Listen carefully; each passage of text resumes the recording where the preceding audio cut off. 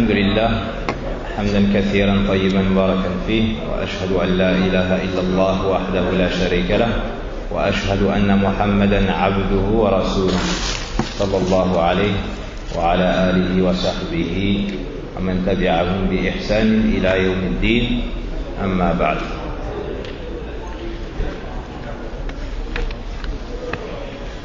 نحمد الله سبحانه وتعالى على نعمه الكثيرة وآلائه العظيمة، على نعمة الإسلام والإيمان، على نعمة القرآن والهداية، وإذ تعدوا نعمة الله لا تحصوها. ونسأل الله تبارك وتعالى أن يوفقنا إلى القيام بشكر نعمه. ومن هذه النعم العظيمة نعمة طالب العلم وحب أهله، ونسأل الله سبحانه وتعالى يعلمنا ما جهلنا ويسر لنا العمل بما يحب ويرضى. On remercie Allah subhanahu wa ta'ala, celui qui nous a comblé de ses nombreux bienfaits, le bienfait de l'islam, le bienfait de la foi, le bienfait de la révélation du Coran, de l'envoi du prophète Mohammed sallallahu alayhi wa sallam, le bienfait de la guidée. Et si on essaye de dénombrer les bienfaits d'Allah, on ne réussira pas à le faire. Et parmi ces grands bienfaits, les assises de science, on se rappelle la parole du prophète sallallahu alayhi wa sallam, on l'étudie, on la comprend, on la mémorise, afin de la mettre en pratique, pour pouvoir la transmettre aux gens qu'on a laissés derrière nous. Et ce soir, Inch'Allah ta'ala, nous allons étudier le 24e hadith, qui est un hadith azim. C'est un des hadiths les plus magnifiques du recueil de l'imam al-Nawawi rahimahullah ta'ala. قال الإمام النووي رحمه الله تعالى: الحديث الرابع والعشرون عن أبي ذر الغفاري رضي الله عنه عن النبي صلى الله عليه وسلم فيما يرويه عن ربه تبارك وتعالى أنه قال: يا عبادي إني حرمت الظلم على نفسي وجعلته بينكم محرما فلا تظالموا. يا عبادي كلكم ضال إلا من هديت فاستهدوني أهدكم.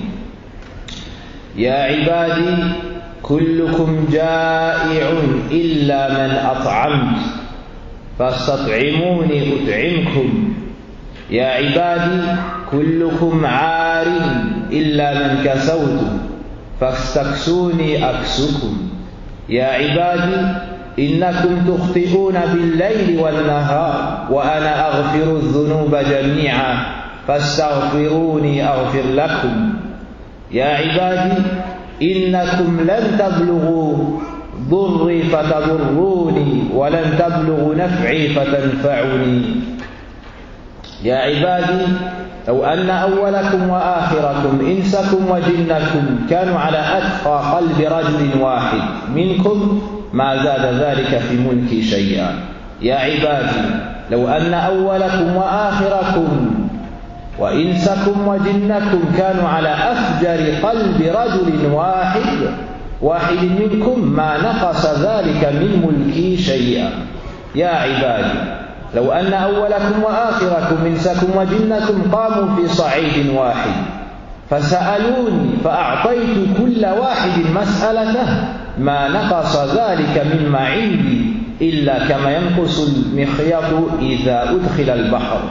يا عبادي إنما هي أعمالكم أحصيها لكم ثم أوفيكم إياها فمن وجد خيرا فليحمد الله ومن وجد غير ذلك فلا يلومن إلا نفسه. رواه مسلم. هذا الحديث حديث عظيم، قراءته موعظة وفهمه والعمل به نجاة.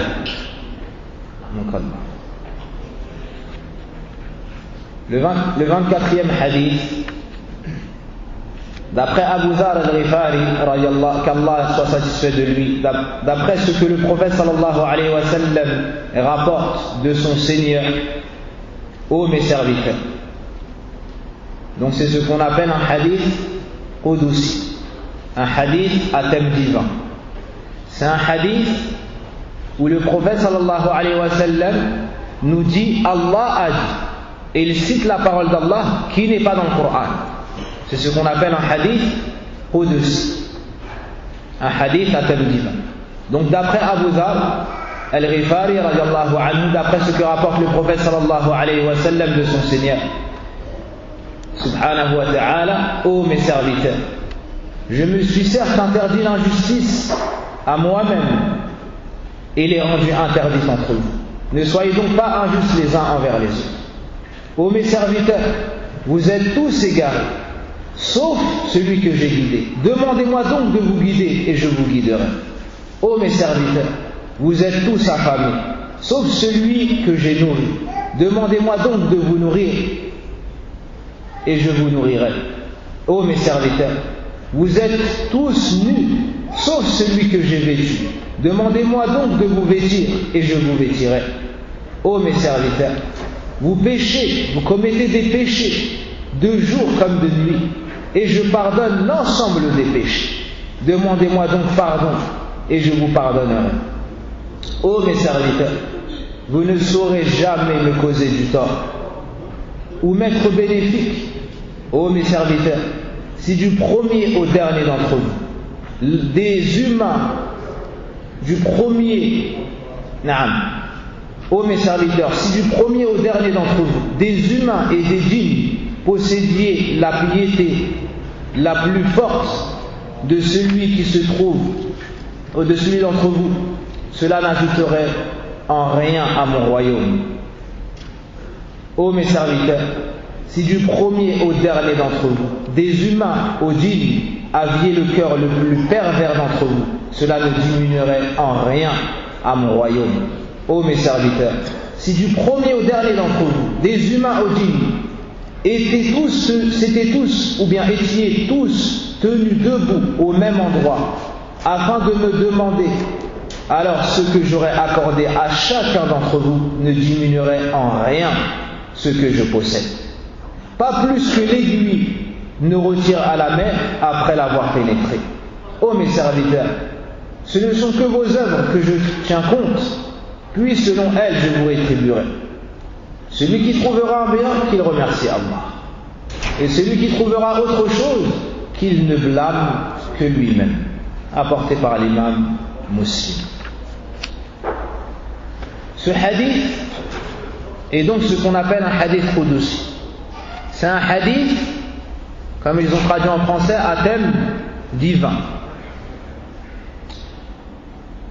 وأمثال هذه الأحاديث تبدأ بمثل ما في هذا الحديث فيما يروي عن ربه أو فيما يروي عن الله أو قال الله تبارك وتعالى أو يقول الله تبارك وتعالى وليس من القرآن. Donc dans le hadith qudusi, on voit qu'au début ça commence par ce genre de paroles. Le messager d'Allah sallallahu alayhi wa sallam a dit selon ce qu'il rapporte de son Seigneur. Mais cette parole ne fait pas partie du Coran. Donc c'est entre le hadith et entre le Coran. Et il y a plusieurs différences entre les trois. Et avant d'entrer dans le vif du sujet, on va citer quelques points concernant cela. Et tout ce que nous transmet le prophète sallallahu alayhi wa sallam lui provient d'Allah subhanahu wa ta'ala, que ce soit le Coran ou que ce soit les hadiths, car l'ensemble fait partie de la révélation. L'ensemble fait partie de la révélation. Si ce n'est qu'il y a une différence entre le Coran et la sunna du prophète sallallahu alayhi wa sallam. Et il y a entre les deux al-ahadith al-qudsiyya. Donc la première chose, c'est ce que le prophète sallallahu alayhi wa sallam nous transmet du Coran. Cela est la parole d'Allah subhanahu wa ta'ala lafzan wa ma'na. والكلام ينسب إلى الله تبارك وتعالى. Donc premièrement le Coran, ce que le prophète sallallahu alayhi wa sallam transmet se divise en trois. Premièrement Al-Qur'an al-Karim, la parole d'Allah tabaraka wa ta'ala, le sens et les mots et les lettres, l'ensemble vient d'Allah azza wa jalla. Et lorsque le prophète sallallahu alayhi wa sallam nous transmet cette parole, il nous dit que c'est la parole d'Allah et que c'est du Coran. Deuxièmement, ce qui est attribué au prophète sallallahu alayhi wa sallam. Lorsqu'on nous transmet cela, les compagnons disent قال النبي صلى الله عليه وسلم حدثنا رسول الله حدثنا رسول الله وهو صادق المصدوق, par exemple. Donc les ahadiths sont les paroles du prophète sallallahu alayhi wa sallam. Mais ça vient aussi de la révélation, c'est Allah azza wa jalla qui lui ordonne cela. Mais il dit cela avec l'éloquence qui lui a été accordée. Ce qu'on a vu, Jawami'ul Kalim. Jawami'ul Kalim. Donc c'est le prophète sallallahu alayhi wa sallam qui dit cela avec ses mots, avec l'éloquence qui lui a été particulière, avec cette éloquence qu'Allah azza wa jalla lui a donnée. Et lorsqu'on transmet cette parole, on dit le messager d'Allah a dit. On ne dit pas Allah a dit. Donc cette parole est attribuée à qui? Au prophète Mohammed sallallahu alayhi wa sallam. Alors que le Coran, la parole est attribuée à qui? À Allah tabaraka wa ta'ala. Donc la base du hadith vient d'Allah, mais le prophète sallallahu alayhi wa sallam transmet cela avec ses mots. Et Jibril alayhi salam, il descendait avec la sunna, tout comme il descendait avec le Coran. La révélation ne comprend pas que le Coran, non. Il y a plus que cela. Il y a aussi la sunna du prophète sallallahu alayhi wa sallam. القرآن من الفوارق القرآن لا يذكر إلا لفظا. Parmi les différences qu'il y a entre le Coran et la sunna, c'est que le Coran, tu n'as pas le droit de le rapporter selon le sens rapproché, alors que la sunna, tu as le droit de le dire selon le sens rapproché. Par contre, le Coran, tu dois le dire lafzan. Tu dois le dire lafzan. Tu n'as pas le droit de le dire selon le sens rapproché. Tu dois le dire mot pour mot.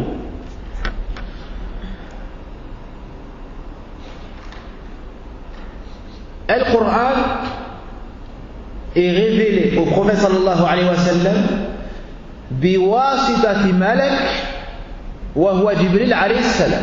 Le Coran tout entier est révélé par l'intermédiaire du Jibril alayhi salam.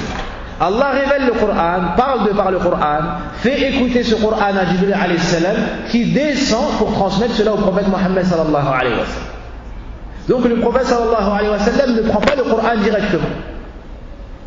Mais lorsqu'on révèle des livres, ou lorsqu'on révèle du Coran, on fait écouter cela à Jibril et Jibril transmet cela. C'est la parole d'Allah azza wa jalla et Jibril la transmet au prophète sallallahu alayhi wa sallam.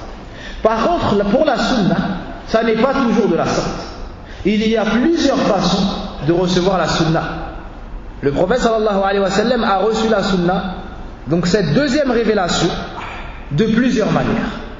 La première manière, comme le Coran, c'est-à-dire qu'Allah azza wa jalla cite la chose, la fait entendre à Jibril, et Jibril descend et transmet cela au prophète sallallahu alayhi wa sallam. Une deuxième façon de recevoir la sunna pour le prophète sallallahu alayhi wa sallam, c'est fil manam, dans son rêve. Dans son rêve. Il recevait parfois la révélation dans son rêve. Donc sans l'intermédiaire de Jibril alayhi salam. Une troisième façon, et il nous a informé que cela était la façon la plus difficile pour lui à supporter. Quelle est cette façon? Qu'est-ce qu'il peut répondre? Non. Comme il entendait Ahsan, comme un son de cloche, et c'était très difficile à supporter. C'était la façon la plus difficile à supporter, comme il entendait comme un son de cloche. Donc ça, c'était une façon également de recevoir la révélation. Parmi les différences qu'il y a, ça peut aussi venir bil ilham. Comment traduire ça en français? On peut lui mettre dans son cœur directement. On peut lui mettre dans son cœur directement. En ce qui concerne le Coran, comme on a cité, ça vient que avec l'intermédiaire de l'ange de la révélation qui est Jibril alayhi as-salam. طيب, al-hadith al-Qudsi est entre les deux. Al-hadith al-Qudsi est entre les deux. Jibril peut venir avec, le prophète sallallahu alayhi wa sallam peut le recevoir dans son rêve, et ça peut être également un ilham. طيب.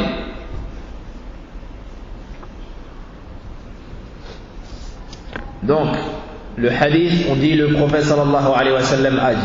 Le Coran, on dit Allah Ta'ala a dit.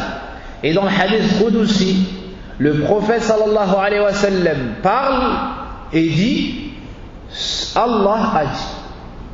Mais ça n'est pas du Coran. Est-ce que c'est compris? Donc ça se divise en trois. قال النبي صلى الله عليه وسلم. On va commencer. قال الله تبارك وتعالى. قال النبي صلى الله عليه وسلم. يقول النبي صلى الله عليه وسلم قال الله تبارك وتعالى أو قال النبي صلى الله عليه وسلم فيما يرويه عن ربه. Donc ça c'est entre les deux, c'est al-hadith al-Qudusi, hadith à thème divin.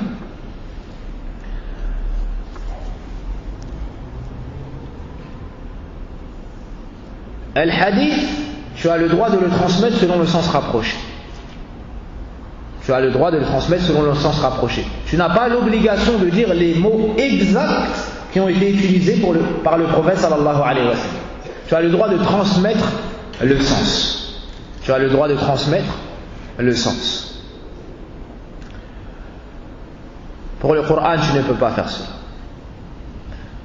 Pour citer un hadith Qudsi ou pour prendre un livre de hadith, tu n'as pas l'obligation d'avoir tes ablutions.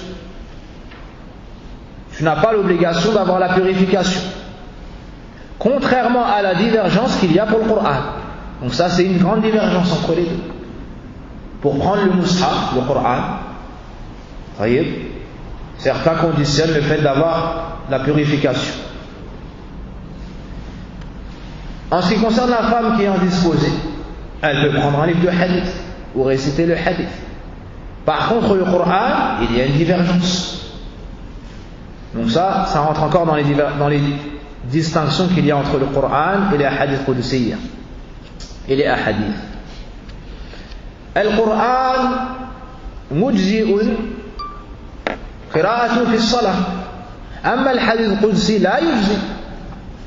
Si tu pries, tu ne peux pas réciter le hadith qudsi dans ta prière, dans le qiyam.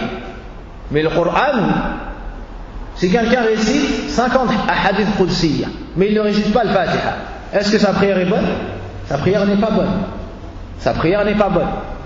Et on peut même dire que s'il dit volontairement des hadith qudsiya fil qiyam, sa prière sera batila, parce qu'il aura parlé dans sa prière sans, il aura parlé de par autre chose que le Coran dans le qiyam. Dans le Coran, chaque lettre que tu liras, tu seras récompensé d'une récompense. Et pour chaque récompense, on te multipliera cela par 10.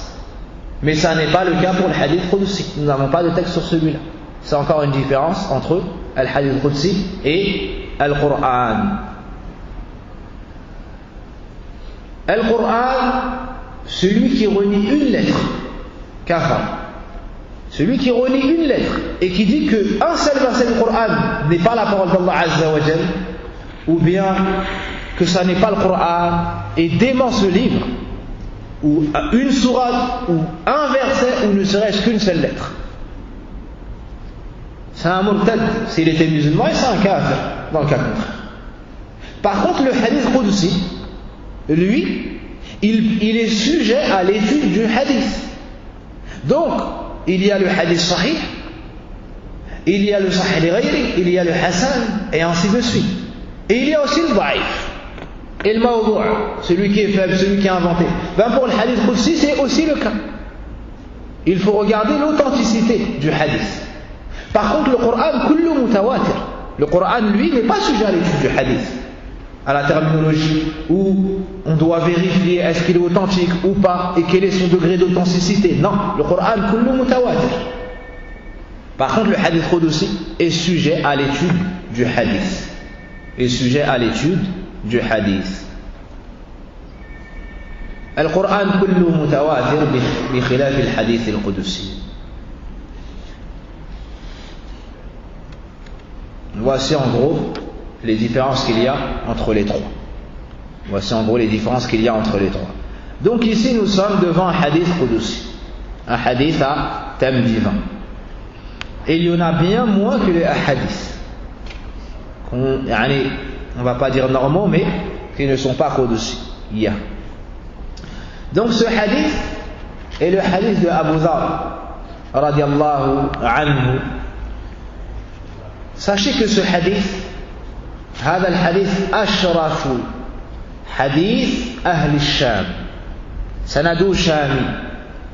Les gens de la chaîne de transmission de ce hadith sont des gens de Sham, la région actuelle qui est la Syrie. فرضي الله عن أهلها ودمر الله الظالمين.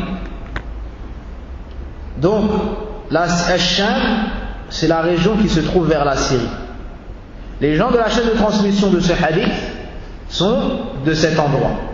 Et on demande à Allah Azza wa Jal d'accorder le secours à nos frères qui subissent les injustices là-bas. Et on demande à Allah Azza wa Jal qui donne aux injustes ce qu'ils méritent. وهو القوي العلي السميع البصير إنه هو العزيز الرحيم.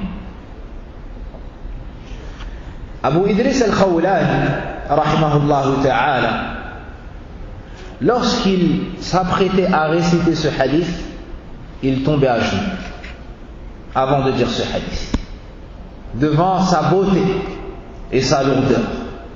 Et celui qui lit ce hadith, qui médite ses sens, puis prend l'explication des gens de science, comprendra pourquoi cet homme de science se comportait de la sorte. Et c'est ce qu'on va essayer de faire dans cette assise, incha'Allah, et probablement dans une autre par la suite, incha'Allah ta'ala. Donc, dans ce hadith, à 10 reprises, Allah subhanahu wa ta'ala s'adresse à ses serviteurs et les appelle en leur disant: Ya ibadi, ô vous mes serviteurs, ô vous mes serviteurs. Quand tu dis Ya, c'est un nida, harfun nida, c'est pour appeler quelqu'un qui à la base est loin de toi. Ô un tel.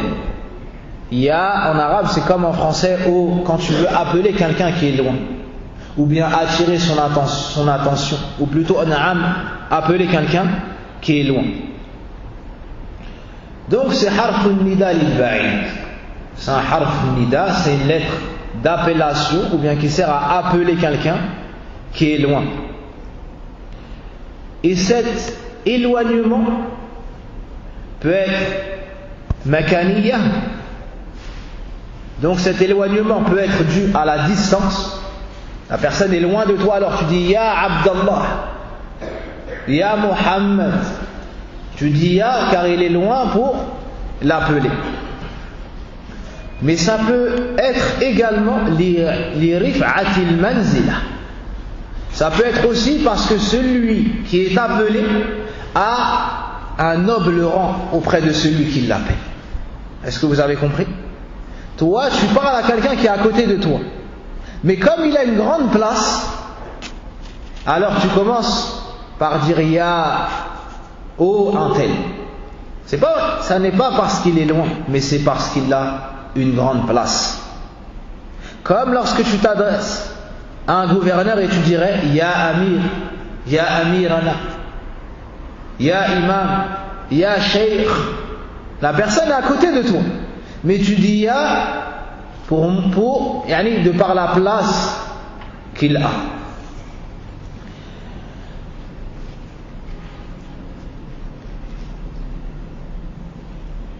Donc c'est les takrib wa li'ulu il manzila également. Donc c'est aussi pour honorer celui à qui tu t'adresses et pour montrer sa valeur. C'est comme si tu l'avais élevé, donc en l'appelant de la sorte. Et si on médite ce hadith, on voit que celui qui appelle c'est Allah et celui qui est appelé c'est nous. c'est ses serviteurs, ses créatures, parmi les hommes et parmi les djinns.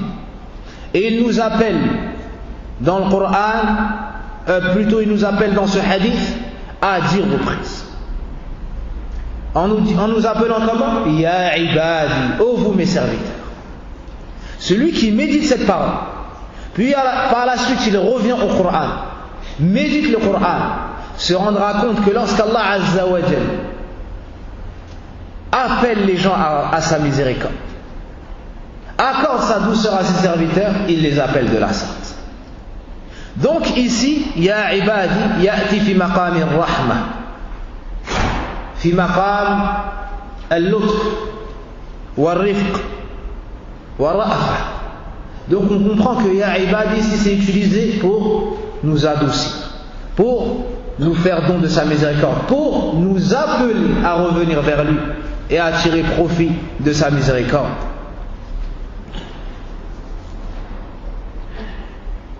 Et lorsque tu vois les prophètes s'adresser à leurs enfants dans le Coran, ou bien les gens vertueux, Nuh, lorsqu'il a voulu appeler son fils à revenir à l'islam et à s'éloigner des gens injustes, il lui a dit Ya Bunay.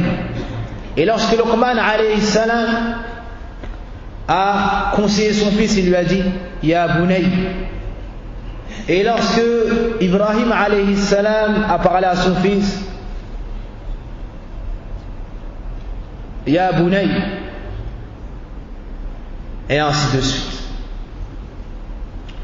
Donc, cela a pour but d'attirer l'attention de celui qui t'écoute, d'adoucir son cœur et de lui montrer que tu as de la rahma pour lui, de la miséricorde pour lui, et que ce qui va être cité doit donc être pris en compte.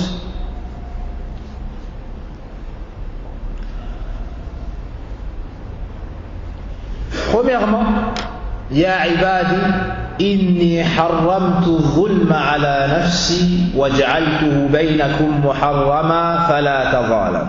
La première phrase du hadith. Ô vous mes serviteurs, Allah Azza wa Jal t'appelle.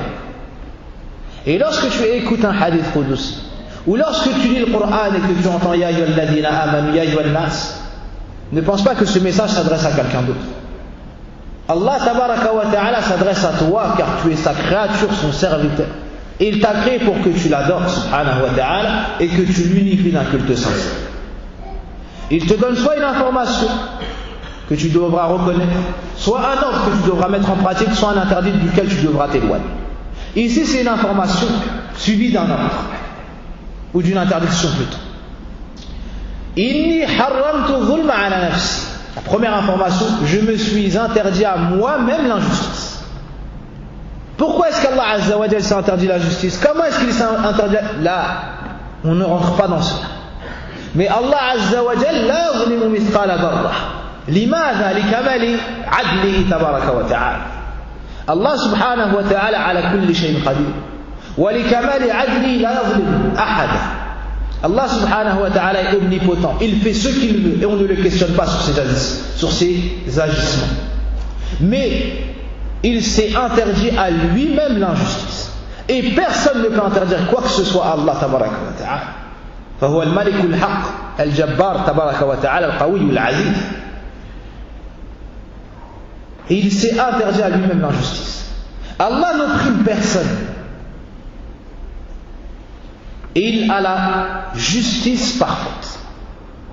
Chaque attribut d'imperfection qu'on renie pour Allah subhanahu wa ta'ala, duquel on purifie Allah subhanahu wa ta'ala, c'est pour affirmer la perfection du contraire. Donc Allah Azza wa Jal n'est jamais injuste, car il a la perfection dans la justice. Il a la perfection dans la justice subhanahu wa ta'ala. الظلم وضع الشيء في غير موضعه. الظلم, l'injustice c'est quoi?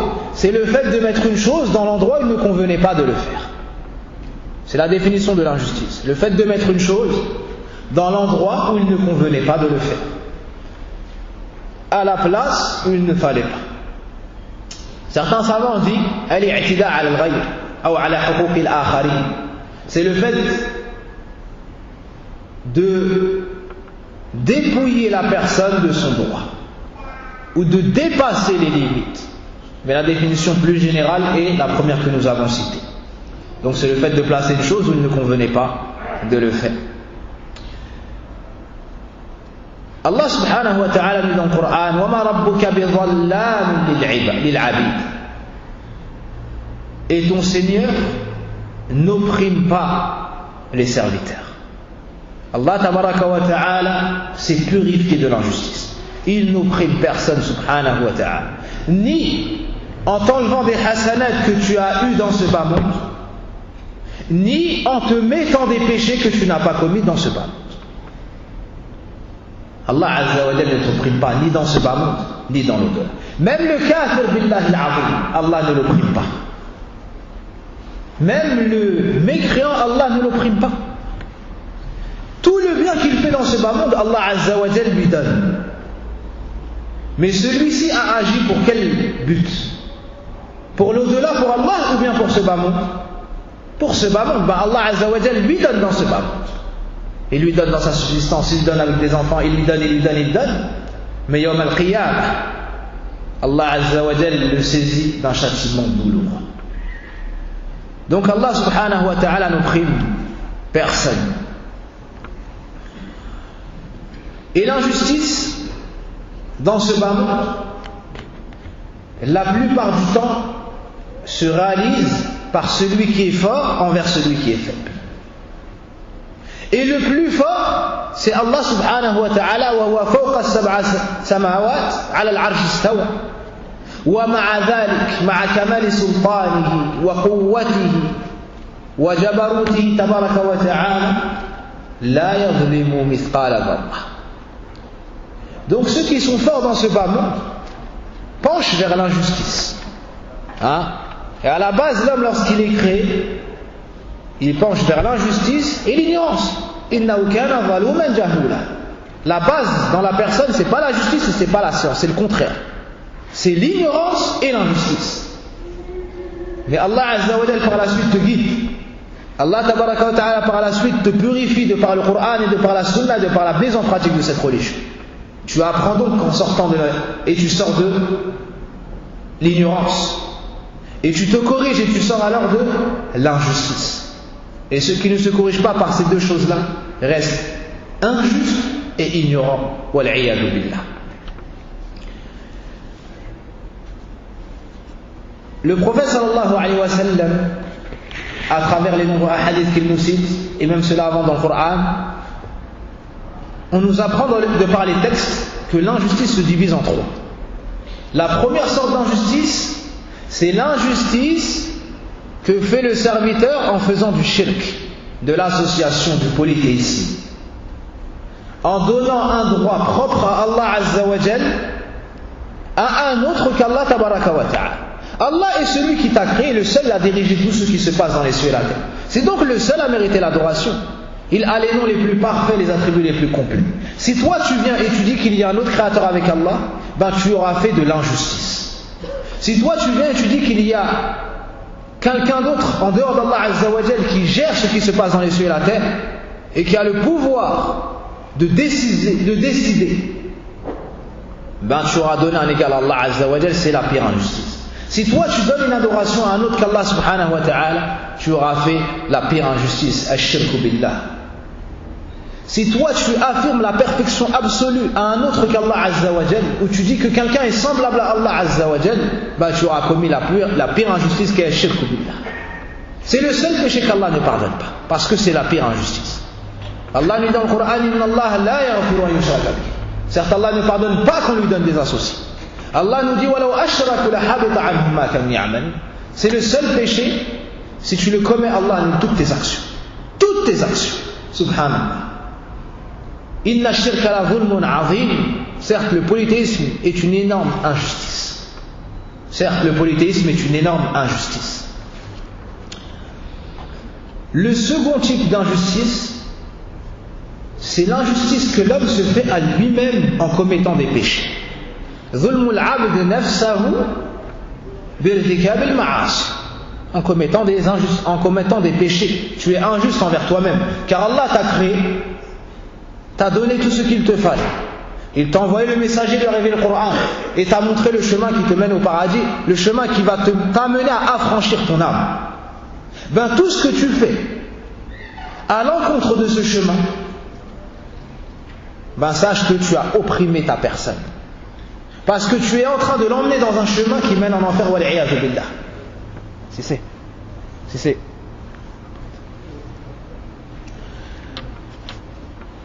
Donc l'obligation que tu as, c'est d'affranchir ton âme de l'enfer en obéissant à Allah Azza wa Jalla dans ce bas monde et en t'éloignant de ses interdits et en reconnaissant l'ensemble de ses informations. Le troisième type d'injustice, le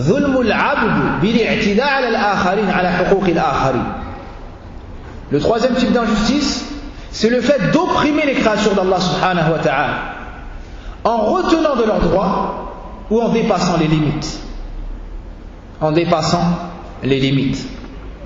Comme le fait de tromper les gens, comme le fait d'égarer les gens, comme le fait de mentir sur les gens, comme le fait d'insulter quelqu'un, comme le fait de voler quelqu'un, comme le fait de frapper quelqu'un, et ainsi de suite. Donc voici les trois formes d'injustice. Et les gens pieux sont les seuls qui ont peur de l'injustice. Les injustes, en général, sont ignorants. Alors ils ne craignent pas l'injustice, subhanallah, car ils n'ont pas étudié la gravité de ce péché. Et ne connaissent pas les répercussions et les effets néfastes de l'injustice et d'opprimer les serviteurs d'Allah Azza wa Jal. Wallahi, que même les animaux dans l'islam, c'est interdit de les opprimer. Que dire alors de Ibn Adam? Que dire alors d'un musulman? Que dire alors de quelqu'un qui a des droits sur toi? Al-Dhulm. Le prophète sallallahu alayhi wa sallam n'est-il pas le plus juste des créatures? N'est-il pas celui qui connaissait le mieux Allah et le plus loin de l'injustice? Bala. Et malgré cela, il avait peur de l'injustice, subhanallah. Il est venu un jour et appelé les gens de sa famille.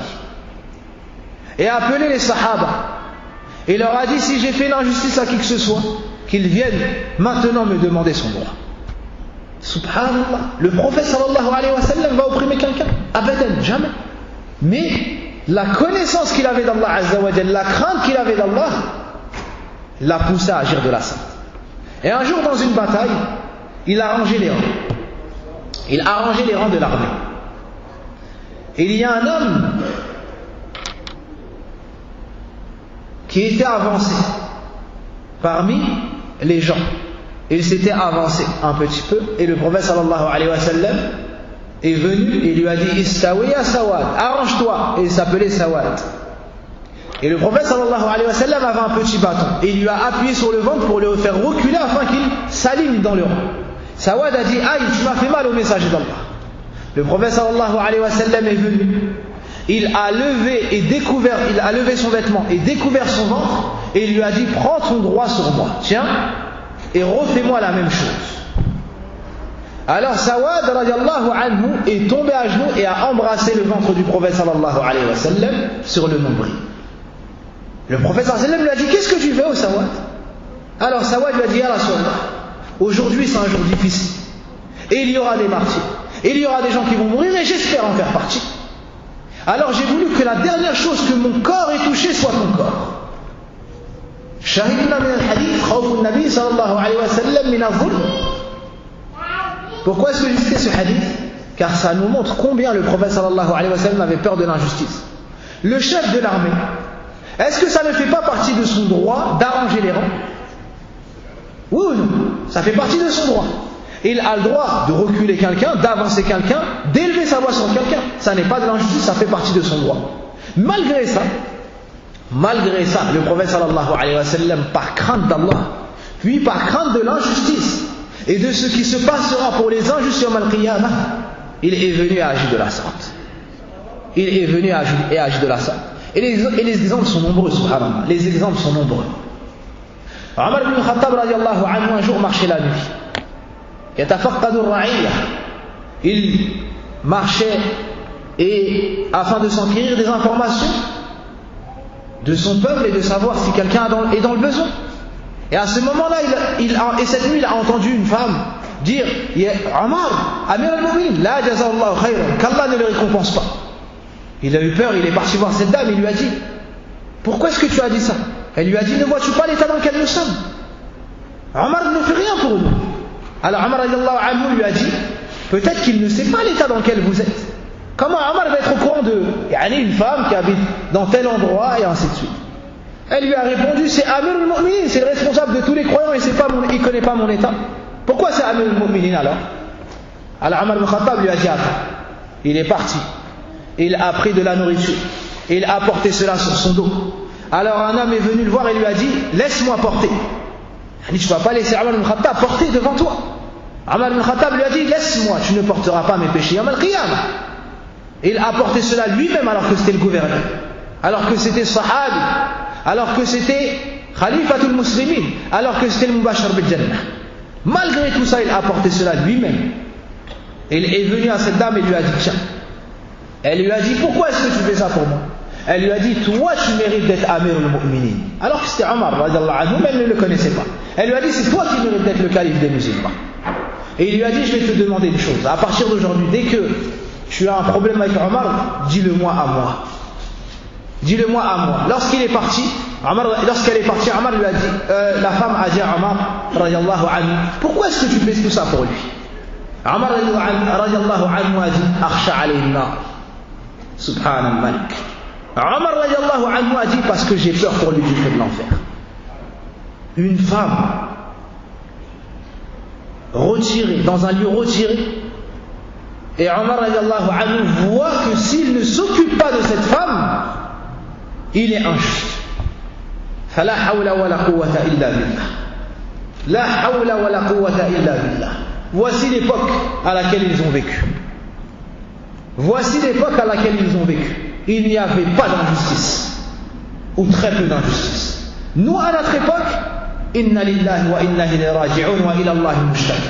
On peut dire que ça. On peut dire que ça. C'est auprès d'Allah Azza wa Jalla qu'on se plaint.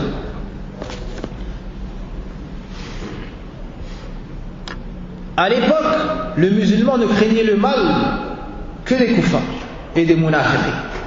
Aujourd'hui, le musulman doit se préserver même de certaines personnes peut-être qui sont autour de lui. Wallahu musta'an. Wallahu musta'an. Wallahu yatawalla salihin. Le prophète sallallahu alayhi wa sallam nous parle de l'injustice et de la rétribution des injustes. Yawm al-qiyamah. Yawm al-qiyamah, la personne va venir avec des montagnes de hasanat. Elle va s'avancer. Elle sera contente de voir ces nombreuses hasanat. Ensuite, un homme va venir et va dire Ya Rabb, oh mon Seigneur, un tel m'a opprimé. Allah va lui dire prends ces hasanat. Et il va venir, il va prendre ces hasanat. Un deuxième va venir Ya Allah, un tel m'a opprimé. Prends ces hasanat. Et les gens vont se succéder jusqu'à ce qu'il ne lui reste plus rien. À la fin, il y aura encore des gens qui vont venir se plaindre de lui parce qu'il faisait beaucoup de mal et opprimait les serviteurs d'Allah Azza wa Jalla. Il n'a plus de hasanat. Comment est-ce qu'on fait? On va leur dire déposez vos péchés sur lui. Ils vont se décharger de leurs péchés sur cette personne jusqu'à ce qu'il tombe en enfer. Comment après ça on pourrait dire je m'en fiche et ce genre de paroles? Alayna an nahdara azab rabbina. On doit prendre garde au châtiment de notre Seigneur yawm al-qiyamah pour les injustes. Wala tuzakki nafsak. Et ne dis pas moi je suis bien et moi je n'ai pas de défaut et moi c'est moi qui avais raison. Combien de personnes ont raison au début puis ils finissent par être injustes? Combien de personnes ont commencé par être opprimées et ensuite ils sont devenus eux les injustes? Pourquoi? Parce que lorsque tu leur parles d'Allah, ils ne t'écoutent pas. Et lorsque tu leur dis, le prophète sallam a dit, il ne t'écoute pas, il veut que son haqq. Alors que lui-même, s'il avait pensé à sa personne, il se serait rappelé de tous ses péchés et de tout le mal qu'il a fait aux autres. Il aurait pris du recul et aurait écouté et aurait mis en pratique la parole du prophète sallam, la tardab, ne te mets pas en colère. Et aurait combattu son nefs et aurait combattu son shaitan, aurait reçu par la suite l'agrément d'Allah. Mais non, il n'écoute pas qala Allah, il n'écoute pas qala Rasulullah, il n'écoute pas les conseils. Comment est-ce que ça se finit comme le prophète sallallahu alayhi wa sallam nous a cité dans le hadith? Wallahu musta'an.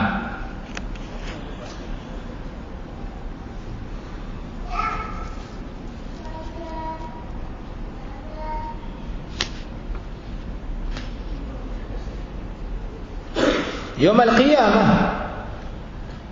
et la connaissance de ce jour et de ce qui s'y passera est une des plus grandes causes pour t'éloigner de l'injustice. Wallahi que si tu lis le Coran et tu médites sur les versets de Yawm al-Qiyamah, cela sera suffisant si ton cœur est encore vivant pour t'éloigner de l'injustice. Pour t'éloigner de l'injustice. Et une personne parmi les pieux prédécesseurs un jour marchait et pensait à ses péchés. Et il était perdu. Et il avait peur d'Allah Azza wa Jal parce qu'il se trouvait injuste. Et en chemin, il a entendu le claquement d'une porte et un petit garçon qui était devant sa porte. Sa mère l'avait mis à la porte parce qu'il lui avait désobéi. Sa mère l'avait mis à la porte parce qu'il lui avait désobéi. Cet enfant s'est adressé à sa mère avec des paroles qui toucheraient même le cœur qui est dur, comme de la pierre. Il lui a dit: Ya umma tarattini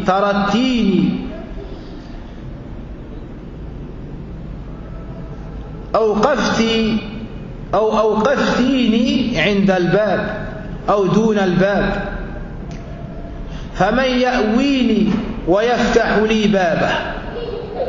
Cet homme a dit: Ya umma tarattini, oh ma mère, tu m'as mis à la porte et tu m'as viré de la maison. C'est un petit garçon qui s'adresse de la salle. Et tu m'as mis à la porte. Mais qui est-ce qui va prendre soin de moi si toi tu me délaisses? Qui est-ce qui va m'ouvrir la porte si toi tu me la fermes? Lorsque cet homme a entendu ces paroles, il a tourné sa tête et a vu que la mère est revenue, a ouvert la porte et a pris son enfant. Elle a été touchée des paroles de son enfant. À ce moment-là, cet homme qui commençait à désespérer a dit: Wajadtu qalbi, j'ai retrouvé mon cœur. Si cette femme a été attendrie par les paroles de cet enfant, Allah Azza wa Jal a plus de pitié envers ses serviteurs que cette femme. Alors il va faire de moi que du bien. Alors il fera du bien de moi que du bien. Celui qui a dépassé les limites dans les péchés, il ne doit pas désespérer de la miséricorde d'Allah subhanahu wa ta'ala, mais il doit revenir vers lui. Allah subhanahu wa ta'ala nous parle de l'injustice dans plus d'une centaine de fois dans le Coran, 170 fois environ. Et c'est celui qui ne fait pas d'injustice. Si on médite sur le hadith, on voit qu'Allah Azza wa Jal, c'est le seul qui peut faire ce qu'il veut. Et de ses serviteurs également, il fait ce qu'il veut. Malgré ça, il s'est interdit l'injustice. Si Allah, le Seigneur des mondes, le plus fort, le seul à faire ce qu'il veut, subhanahu wa ta'ala, s'est interdit lui-même l'injustice, est-ce que toi, le serviteur faible, même si tu penses que tu es plus fort que les autres, wa rabbil Kaaba, tu es faible, le plus fort d'entre nous est faible, car Allah nous dit, nous informe de cela dans le Coran, que ça te plaise ou non, tu es un serviteur et tu es faible. Tu es né comme tout le monde. Tu es dans le besoin comme tout le monde. Et tu tombes malade comme tout le monde. Et tu rentres au WC comme tout le monde. Tu es un serviteur faible. Si Allah Azza wa Jal, celui qui est pur et qui est fort, s'est interdit à lui-même l'injustice, toi après tu vas venir et tu vas opprimer ses serviteurs. Subhanallah. Les savants ont dit: si Allah tabaraka wa ta'ala, celui qui est fort et puissant, s'est interdit à lui-même l'injustice, alors que c'est al-fa'al lima yurid, est-ce qu'il te convient après toi, le serviteur faible, la créature d'Allah Azza wa Jal, celui qui s'est interdit à lui-même l'injustice, est-ce que toi tu vas te permettre l'injustice? Est-ce que toi tu vas rester borné après avoir commis des injustices? Là, tu dois revenir à la droiture. Tu dois craindre Allah Azza wa Jal et lui demander pardon. Et sache que celui à qui tu fais de l'injustice, Allah le secourt et exauce son invocation. Même si c'est un kafir, il n'y a pas de voile entre Allah et l'invocation de l'opprimé.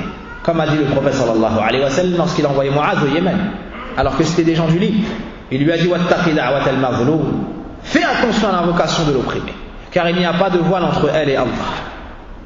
Après nous avoir informés de cela, Allah subhanahu wa ta'ala, le prophète sallallahu alayhi wa sallam nous dit qu'Allah tabaraka wa ta'ala nous dit Ya ibadi. Une deuxième fois, avant de dire l'information, il nous appelle comment? Ya ibadi. Il nous appelle avec cette douceur. Il nous appelle avec cette rahma, avec cette pitié. Et celui qui regarde dans le Coran, il voit que ce mot-là, ibad, n'est utilisé que dans ce contexte de rahma, de miséricorde. Wa idha sa'alaka ibadi anni fa inni qarib. Lorsque mes serviteurs te demandent à mon sujet, je suis proche. Et Allah Azza wa Jal nous dit aussi قل يا عبادي الذين أسرفوا على أنفسهم لا تقنطوا من رحمة الله إن الله يغفر الذنوب جميعا إنه هو الغفور الرحيم إنه هو الغفور الرحيم. Regardez dans ce verset, Allah tabaraka wa ta'ala nous dit ô vous mes serviteurs. Comment est-ce qu'il nous appelle? Ibadi. Regardez la suite du verset. Ô vous mes serviteurs qui avez commis des excès à votre propre détriment, contre vous-même, c'est-à-dire en faisant des péchés. La suite, ne désespérez pas de la miséricorde d'Allah. Subhanallah. Ne désespérez pas de la miséricorde d'Allah. Car certes Allah pardonne tous les péchés. Ça c'est avec le repentir. Tous les péchés. Donc Allah t'appelle Ya ibadi. Et dans ce hadith, Ya ibadi, kullukum dallun illa man hadayt fastahduni ahdikum. Ô vous mes serviteurs, vous êtes tous égarés sauf celui que j'ai guidé. Demandez-moi de vous guider, je vous guiderai. Dans ce passage, on nous informe que nous sommes tous égarés, sauf celui qu'Allah subhanahu wa ta'ala a guidé. Si on t'informe que tu es égaré, qu'est-ce que tu dois faire? Tu dois demander à Allah Azza wa Jal la guider. Dans ce passage, on te parle du plus grand bienfait qu'Allah Azza wa Jal donne à son serviteur. Dans ce passage, on te parle du plus grand bienfait après t'avoir donné la vie dans ce bas monde. C'est qu'Allah te guide à l'islam. C'est qu'Allah te guide sur le bon chemin. Ce chemin qui t'amène où? À la miséricorde d'Allah. Par cette miséricorde, qu'est-ce que tu obtiendras dans l'au-delà? Al-Jannah wa ma fiha. Donc, cette chose, c'est le plus grand bienfait par lequel Allah Azza wa Jal comble ses serviteurs. Lorsque l'enfant naît, il naît sur la fitra.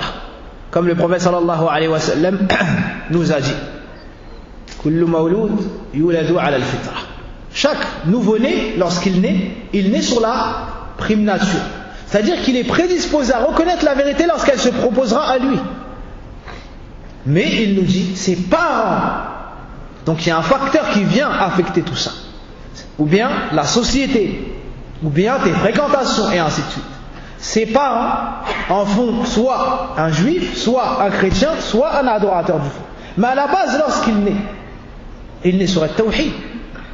Ou bien il n'est prédisposé à reconnaître la vérité lorsqu'elle se proposera à lui. C'est ce qu'on appelle al-fitra. C'est ce qu'on appelle al-fitra. Ça ne veut pas dire s'il grandit comme ça va être un musulman, il va adorer Allah Azza wa Jalla. Non, ça veut dire que si tu ne changes pas cette fitra, il va reconnaître la vérité lorsqu'elle se présentera à lui. Combien de nos frères convertis n'avaient jamais entendu parler de religion? On leur a parlé, Allah est celui qui a créé, Allah est celui qui donne, Allah est celui qui te soigne, c'est le seul qui mérite l'adoration, c'est celui qui a tout créé, ceci, cela. Il reconnaît tout. Et à la fin, on lui dit c'est l'islam et c'est le prophète sallam qui nous montre cela. Tu dois reconnaître que c'est le message d'Allah. Il reconnaît cela. Et il dit shahada et le voici parmi nous. Et on en voit autour de nous. Et on en voit dans cette assise. Wallah alhamdi wal minna. Et probablement que demain, une dame va venir se convertir, incha'Allah ta'ala, comme la semaine dernière ça a été le cas, et comme régulièrement, bihamdillahi azza wa jalla. Allah subhanahu wa ta'ala, par miséricorde pour nous, nous a rendu obligatoire le fait de lui demander la guider au minimum 17 fois par jour. Dans quelle sourate? Al-Fatiha. Dans quel passage? Ihdina sirat al-mustaqim. Guide-nous dans le chemin droit. Le temps est fini? Guide-nous. Comment? Guide-nous guide-nous dans le chemin droit. Donc Allah Azza wa Jal t'a rendu obligatoire le fait de lui demander. alors qu'il n'a pas besoin de tout, alors que le bien revient sur tout. Et Inch'Allah, demain, on va continuer l'étude de ce hadith azim. ونسأل الله سبحانه وتعالى أن يغفر لنا ذنوبنا ويكفر عنا سيئاتنا ويتوفنا مع الأبرار. وصلى اللهم على نبينا محمد وعلى آله وصحبه وسلم. اللهم علمنا ما جهلنا وانفعنا بما علمتنا وزدنا علما. سبحانك اللهم وبحمدك أشهد أن لا إله إلا أنت أستغفرك وأتوب إليك.